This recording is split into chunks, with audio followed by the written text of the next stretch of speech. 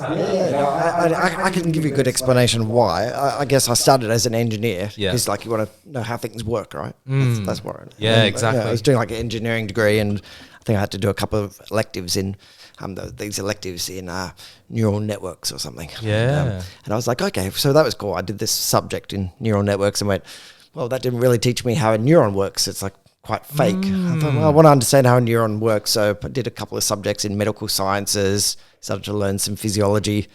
And I thought, okay, well, I still don't know how neurons sort of communicate. I wanted to understand how the brain works, right? Yeah. And so I thought, okay, well, I'll keep trying. And I just made my degree, the computer engineering degree, and I finished that and then did a medical science degree. And I thought, okay, now I understand how the brain works and all that.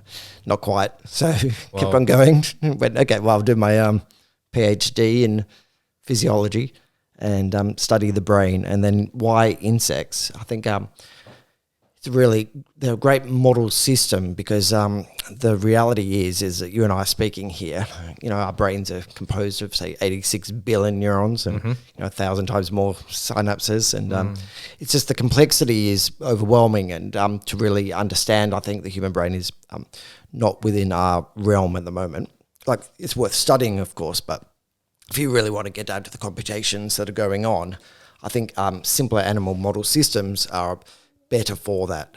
So that's why insects, basically, it's a animal model system where, you know, more limited numbers of brain cells. You can poke around there and find out how they're thinking. Sounds like you were initially driven by this endless curiosity of wanting to find out the very exact, well, I suppose, mechanical reasoning of a neuron.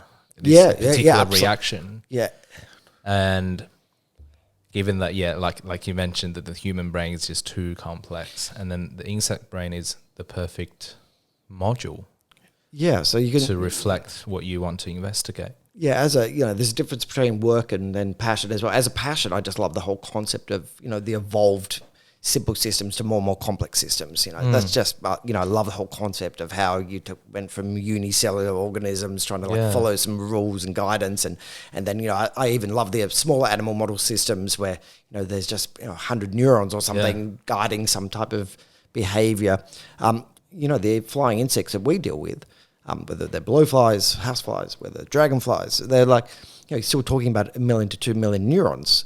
That's a lot. There's still a lot, right? There's still a lot going on. And in there, you got to remember that a lot of people, when they're dealing with brain cells, oversimplify them as well. Like even the single unit that is a neuron, they'll go, okay, well, it will start to fire spikes. Yeah, you often hear words like that. Yeah, fire, action potentials that get generated. Yeah, that's such an oversimplification as well. So, if you think about inside that single cell and all the little protein interactions and all them, there's a lot of information even constrained in that. So even we might say, it's only 1 million neurons. That's still a lot of information capability there, which is why they behave, why they do the things that they do.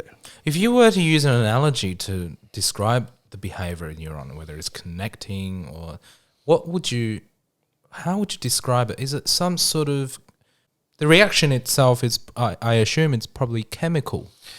Yeah, so it's they're chemicals driving things, the underlying framework. But then what we know about neurons and these cells is that it's an electrical signal. So within the neuron, it's electrical. And then from one neuron to another neuron, there's a chemical signal. So neurotransmitters get released. But the number of neurotransmitters that will get released from a single neuron is dependent on this electrical potential. And that's this whole idea of these spikes being generated. So you have varying electrical potential, and at the end of the neuron, that tells you how much neurotransmitter to release, and then that neurotransmitter goes to the next neuron, and then it sets up the next degrees of electrical potential. So it's a combination of electrical, chemical interactions. Wow. And then so what's really interesting is that these neurotransmitters between the neurons, so you will get the electrical potentials driving how much is released, but they themselves may be excitatory onto the next neuron, or they may be inhibitory. So you've got these balances of neurons talking to other neurons, communicating, saying, well, I'll get you more excited and drive your potentials. or I may inhibit you and suppress you. Suppress you. So whenever you talk about all these, drug interactions and stuff, they're usually having some type of interaction with those type of neurotransmitters or the receptors that bind to those neurotransmitters. Wow. Sounds like there's a great deal of physics involved. Yeah, well, everything's based in physics, really, and this is biophysics. To be honest, there's a lot of time you can spend getting really into the nitty-gritty details of the biophysics of cells.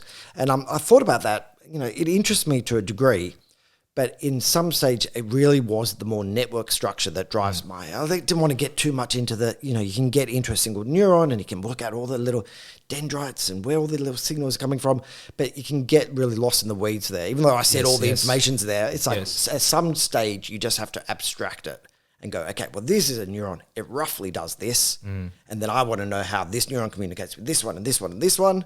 And then at that level is where I'm really interested. And those networks of neurons and how they communicate and represent information. A network communication creates a bigger picture. It's macroscopic. It becomes a bigger image.